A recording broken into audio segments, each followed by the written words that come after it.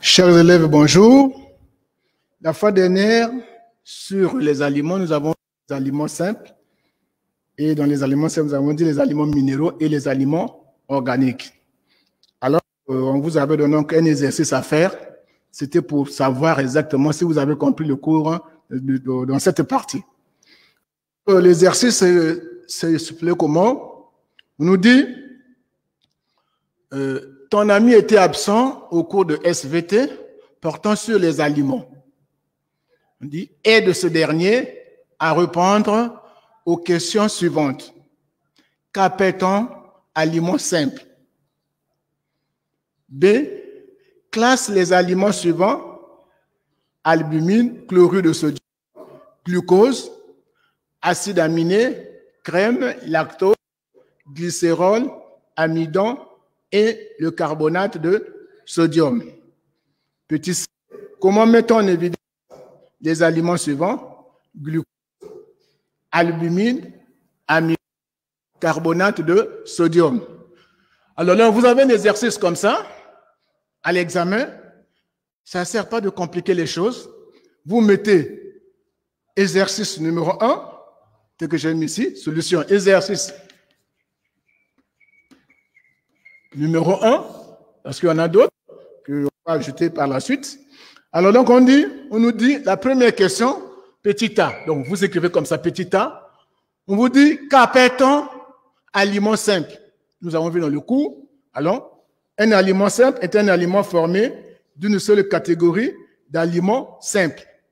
Donc, vous écrivez. Là, il n'y a pas de question à faire. Vous ne voyez que vous avez eu 2-3 jours à faire ce devoir. Vous regardez dans le cours. Comment on avait défini donc l'aliment simple? Donc, j'écris A. Un aliment simple. Un aliment simple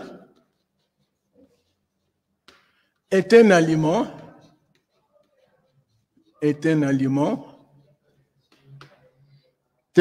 formé d'une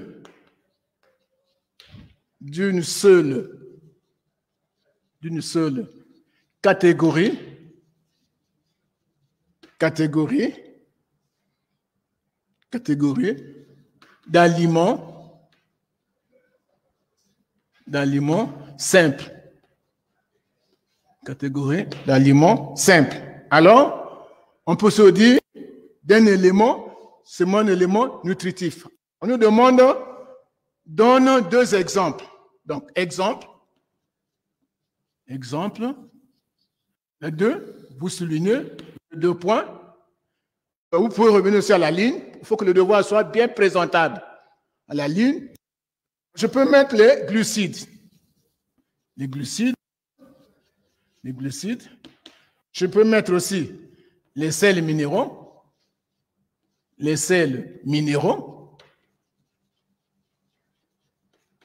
Voilà. Il y en a d'autres. On peut mettre, ça nous a demandé 2.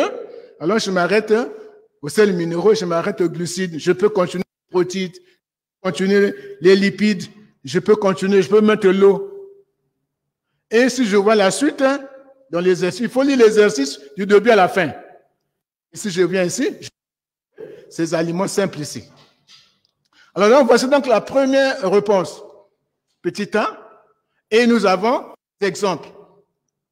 Alors, le devoir doit être clair. Il ne faut pas chercher à étouffer. Quand je vais mettre le petit b, je vais sauter au moins une. Je mets petit b. Parce que le correcteur doit vous lire correctement. Parce que quand c'est touffu, vous voyez même en classe souvent, quand c'est touffu, je passe. Alors que la réponse est juste, mais il faut sauter au moins. Le petit b, on nous dit, classe les aliments suivants. Alors, je peux dire, je classe les aliments suivants. Alors donc, qu'est-ce qu'il faut faire? Je dois mettre ces aliments par rapport aux aliments comme les glucides, comme les protéines, comme les glucides. Alors, donc, je prends d'abord les protides. Donc, je mets ici, point, les protides. Donc, ces aliments ici, quels sont les aliments qui sont les aliments caractéristiques des protides? Nous sommes ici. Nous avons l'albumine. L'albumine, déjà, je le souligne. Alors, c'est déjà un protide. Nous avons vu ça. Et nous avons le chlorure de sodium, non. Le glucose, non. Les acides aminés, oui. C'est déjà les protides, les crèmes, lactose, glycérol, amidon et carbonate de sodium, non. Donc, nous avons l'albumine, 2 points. Albumine, et nous avons l'acide.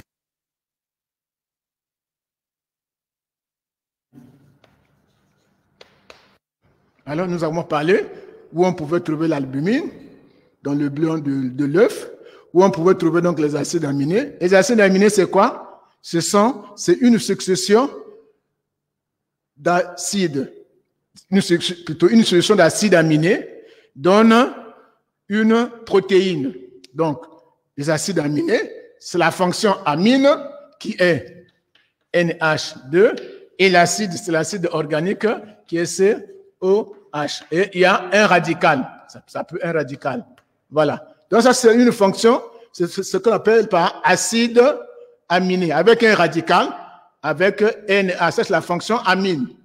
Alors, une succession d'acides aminés plus acides aminés donne des protéines.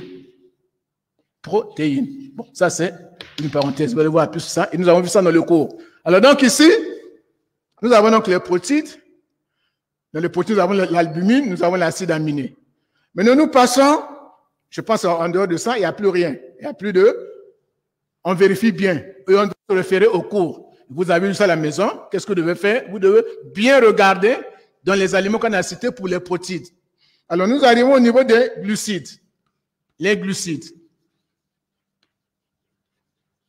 Les glucides. On doit classer ça par rapport à ces principes alimentaires-là. Par rapport aux catégories. Les glucides, ici, nous avons, déjà ici, nous avons le glucose. Voilà, on va mettre donc glucose. Glucose.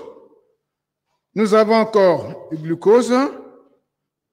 Nous avons le lactose. Alors, nous avons encore amidon. Amidon. Voilà. Je pense que c'est tout. Glucose, lactose, amidon. Et nous passons donc aux lipides. Aux lipides.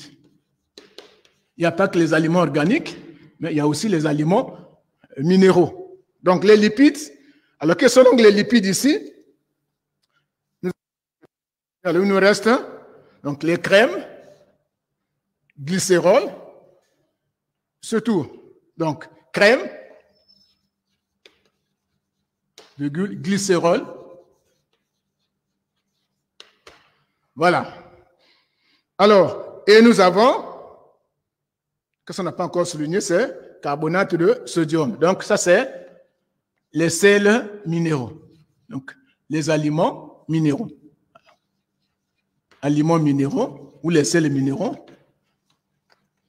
Minéraux. 2 points et je souligne. Alors, là, j'ai le carbonate de sodium. Carbonate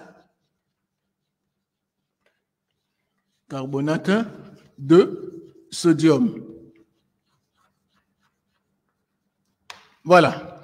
Voilà donc la classification qu'on nous a demandé de faire.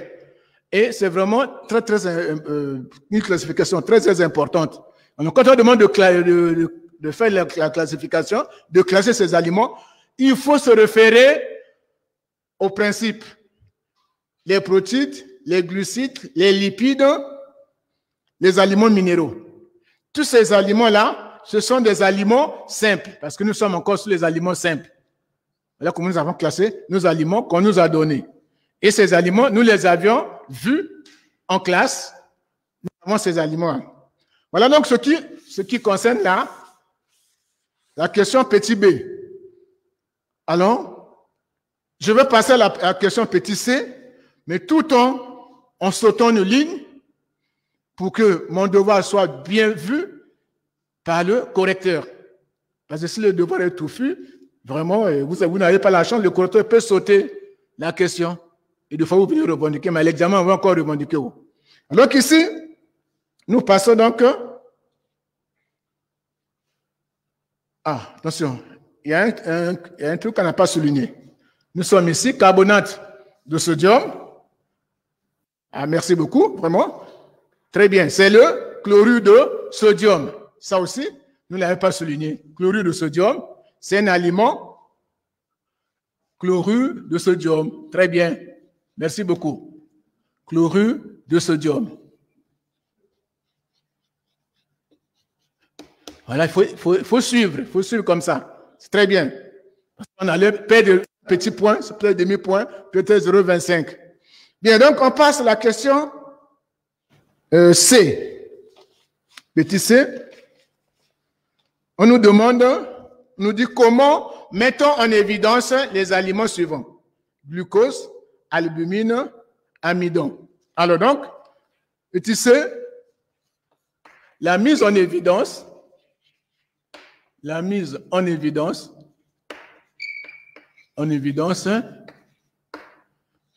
aliments suivants. Bon, alors il faut sauter vraiment une ligne, bien sûr. Ici, je n'ai pas sauté, mais vous allez le faire là-bas.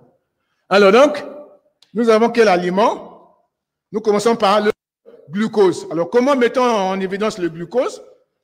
Oui, très bien. Alors, mettons en évidence le glucose par la liqueur de Fehling. C'est-à-dire, nous avons le glucose. Alors, on met donc la liqueur de Fehling, on a un précipité, rouge brique à chaud, bien sûr. Donc, on dit 2 points. Alors, ça ne sert pas de faire des longues phrases. Une petite phrase simple signifie, j'écris ce mot glucose, je souligne, j'écris liqueur de Fehling. Oui, liqueur de Fehling.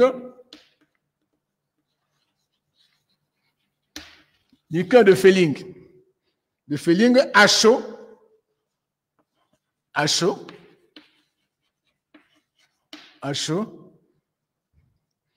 Donne un précipité rouge brique.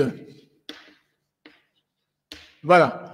Donc, le glucose, on met la liqueur de Fehling, on chauffe, alors on a un précipité rouge brique. Voilà comment on peut mettre en évidence le glucose. Maintenant, nous avons, pour le glucose, nous avons l'albumine. Albumine. Je saute aussi. Albumine. 2 points. Alors, on met donc l'acide azotique ou l'acide nitrique. Nous avons vu ça aussi. Donc, quand on prend, on a un tube, on met l'albumine dedans et on met l'acide azotique ou l'acide nitrique. Alors, on a une coloration jaune. Donc, on a acide nitrique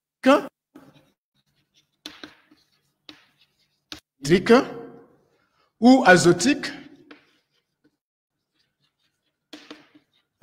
Alors, on peut aussi appeler par ammoniac. La même chose, ammoniac. Ce qui vous échappe, vous pouvez mettre ammoniac. Alors, on a une coloration. Une coloration comment? Nous avons vu ça? Vous voyez dans le cahier, une coloration jaune.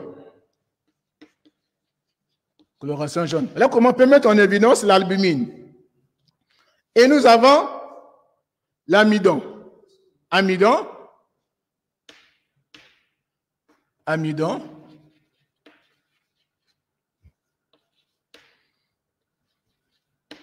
Alors, l'amidon, on fait comment? On met de l'eau iodée et une coloration bleu foncé. Donc, l'eau iodée, je ne fais pas des longues phrases, l'eau iodée, alors, qui donne une coloration bleu foncé.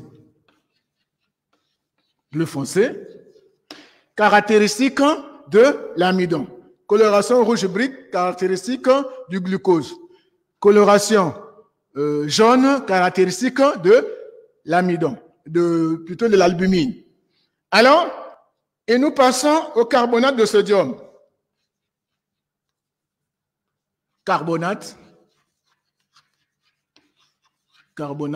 de sodium. Carbonate de sodium, nous soulignons aussi. Alors, qu'est-ce qu'il faut mettre là au carbonate de sodium?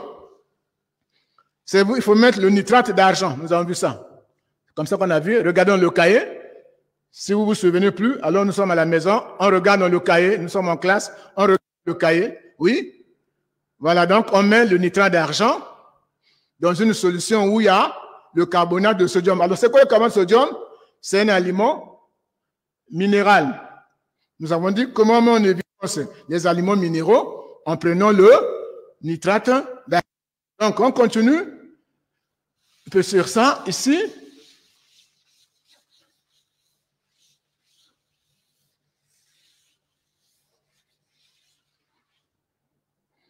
Alors, nous avons donc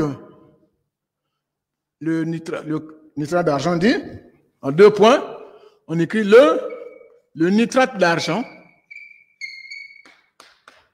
Le nitrate d'argent.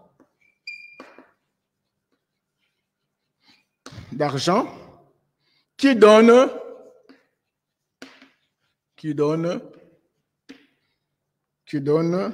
un précipité. Un précipité, c'est-à-dire qu'on chauffe, un précipité blanc. Alors, vous voyez, tout ce que nous avons vu ici, c'est ce qu'on a vu sur les aliments simples.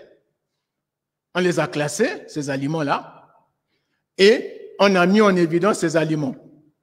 Alors, il y avait une question, je pense que cette question, on doit d'abord voir les aliments composés. Mais on peut quand même répondre à ça. Vous avez le cours avec vous. C'était donc la question D, que je n'ai pas énumérée ici. Alors, petit D, c'était donc faire la différence entre aliments simples et aliments composés. Donc, la différence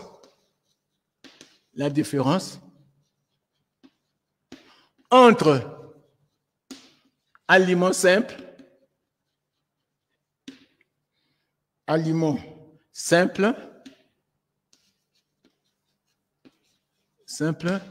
et aliments composés. Alors, on voit que je saute toujours, je laisse de l'espace entre 2 petites questions, entre la question A et B, entre la question B et C, entre la question C et D, pour que le correcteur puisse bien lire. Sinon, alors il passe pieds joints. Alors donc, les aliments simples, oui. Alors, qu'est-ce qu'on avait dit? Les aliments simples. Très bien. Alors, on avait dit ceci, que les aliments simples, dans le cahier, alors je vous permets de lire dans le cahier parce que vous n'arrivez pas à répondre. Oui, donc les aliments simples. Les aliments simples. Les aliments simples sont formés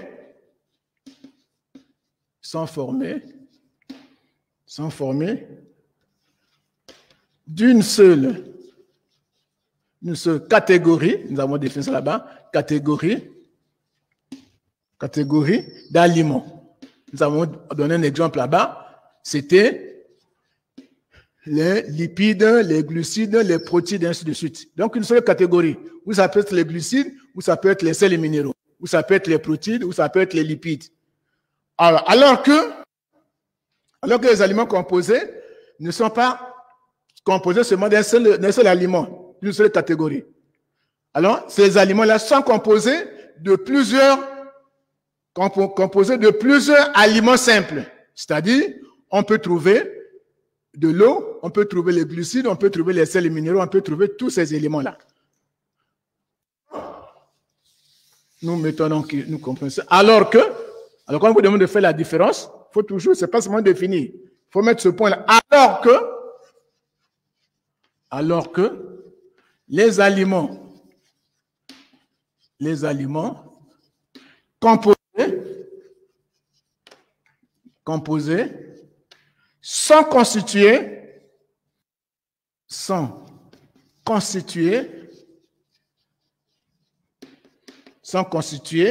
de plusieurs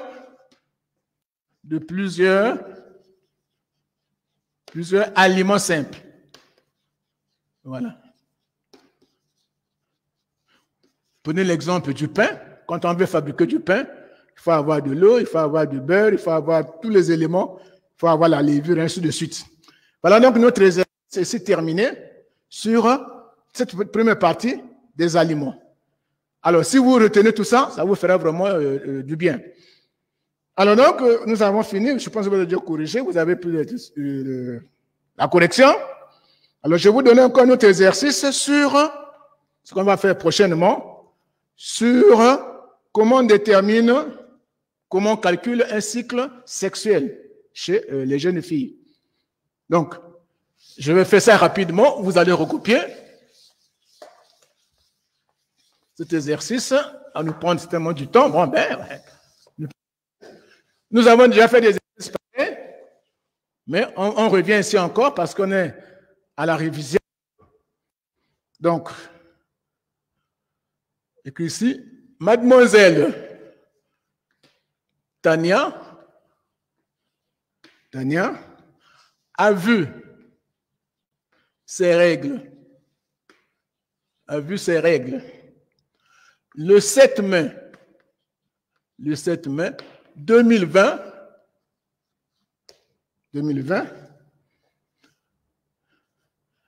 elles ont duré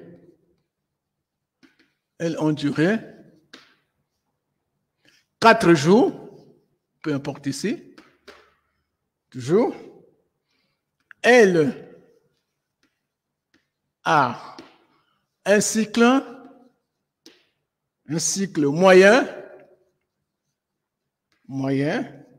de 28 jours.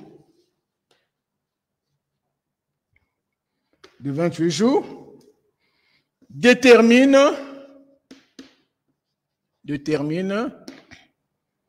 le point, petit a, la date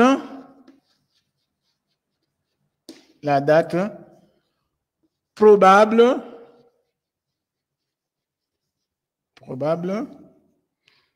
des prochaines règles.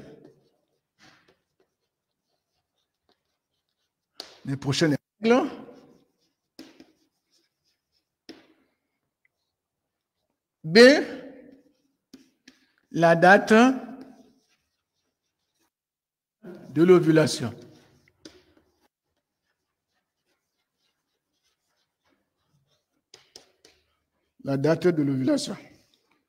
Voilà donc l'exercice à faire et on aura encore d'autres. Exercices sur le calcul des cycles. Alors, nous avons eu un examen comme ça au BPC 2011, c'est un exercice pareil et on va donc revenir là-dessus. Alors donc ici, on vous demande la date probable des prochaines règles. Je vais vous donner une formule que vous allez voir comment on détermine la date des prochaines règles. On dit probable. Alors, nous avons ce qu'on appelle date. Alors donc, date probable des prochaines règles. Alors, date probable des prochaines règles est égale à la date des dernières règles plus la durée du cycle moins la durée du mois. Alors, s'il faut voir le mois, ici, il faut voir le mois. C'est quel mois? C'est le mois de mai. Il a combien de jours? D, c'est la date. P, probable. P, prochaine règle. D, date. D, dernière règle. DC, durée du cycle. DM, durée du mois. Et là, c'est plus simple à calculer. Vous aurez la date des dernières règles, c'est le 7 mai. Donc, vous avez le 7. On va revenir là prochainement, long large. Plus la durée du cycle, c'est 28. Moins la durée du mois. Le mois de mai a combien de jours? Ah, là, il faut connaître le mois de mai a combien de jours? C'est très, très important.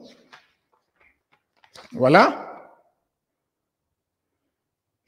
Alors, oui, il a 31 jours. Donc, 31. Alors, ici, vous aurez 7, 28.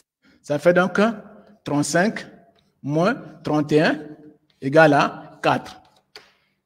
Alors, le 4 là, bon, prochainement. Le 4 là, c'est le 4, ce n'est plus le 4 mai, parce qu'on est déjà dépassé, c'est non le 4 juin. Le 4 juin, c'est là où elle va voir les prochaines règles. Voilà.